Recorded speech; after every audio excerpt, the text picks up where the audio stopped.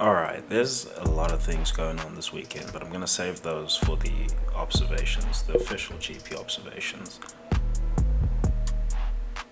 I kind of want to focus on this Aston Martin thing, the Tracing Martin thing, and Alonso being the unluckiest man in F1. Now, the Aston Martin thing, I think they're sandbagging. I think they've sandbagged this qualifying. I'm not sure how much stock to put into their Monaco results afterwards. Even if they do well, I'm not sure to put too much stock into that. So I would have to actually focus on that till after the next Grand Prix. But I do think they've sandbagged.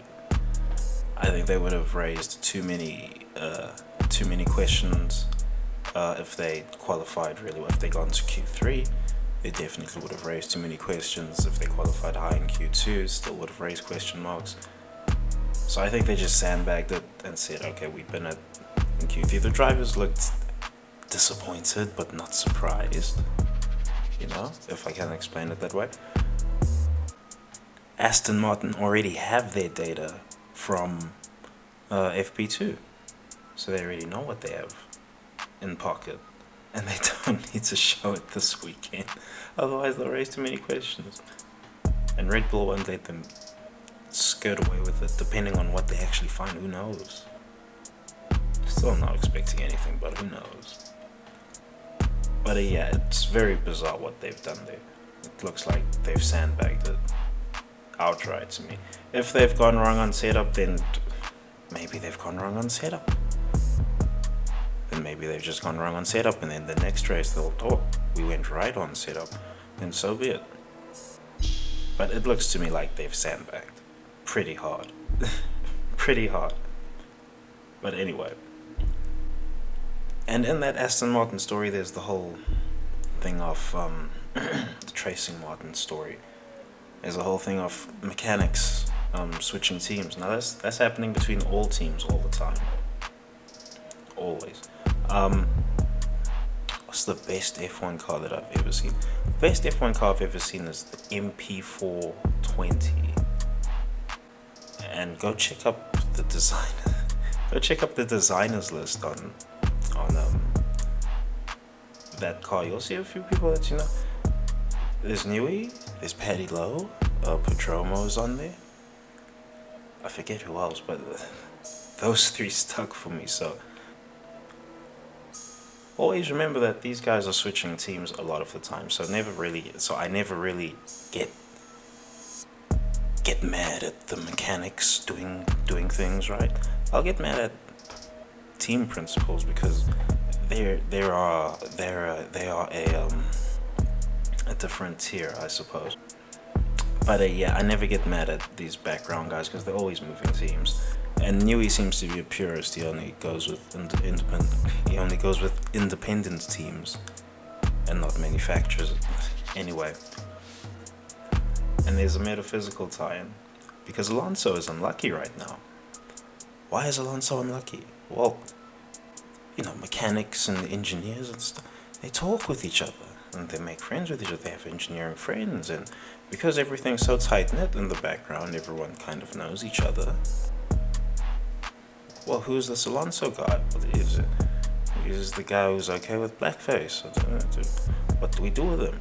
I have to work on his car, so it is what it is. It's not like I can just not get paid, get put out on the streets or something. This is how it is. So they put a little less effort on his stuff, and he just comes out second best in all these situations. So now he's the unluckiest guy in F1. He's driving at a really high level. Maybe he's just off form this weekend, but it's Spain. And he's out in Q1. Can you believe it? How unlikely. Must be the unluckiest man in F1. And I will be addressing this Mark Priestley, I call him Elvis Presley, but this Mark Priestley situation, the former McLaren guy who's doing the YouTube. I will address that. The media are believe me or not on this one, the media are doing a job here. Like, what? I can't believe what they're doing actually. But anyway, we'll address that, right? We'll really address that because that actually needs to be addressed.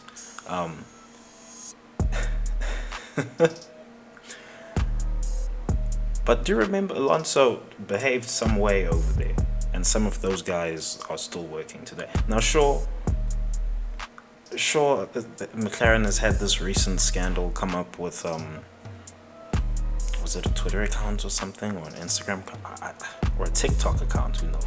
One of those. Sure, they've had that recent scandal come up. We can also get into that. That is its own thing, separate to this Mark Priestley situation. But this Mark Priestley situation is some very well-timed plant by the media. But anyway, I don't want to set expectations for the race one way or the other. I really want to see how things play out before actually commenting this way or that way. Particularly with signs. But anyway. Peace. I will see you in the GP observations.